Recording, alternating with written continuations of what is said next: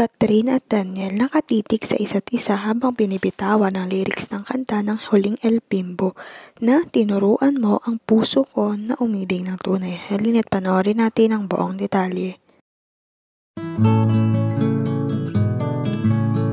Spotted nga na nagkakantahan sa kasal ni Robby Domingo ang Eraserheads at ang kanta nila ay ang Huling El Bimbo. Nakatingin nga si Catherine at Daniel sa isa't isa habang binibigkas ang bawat lyrics. Halina't panoorin natin ang video.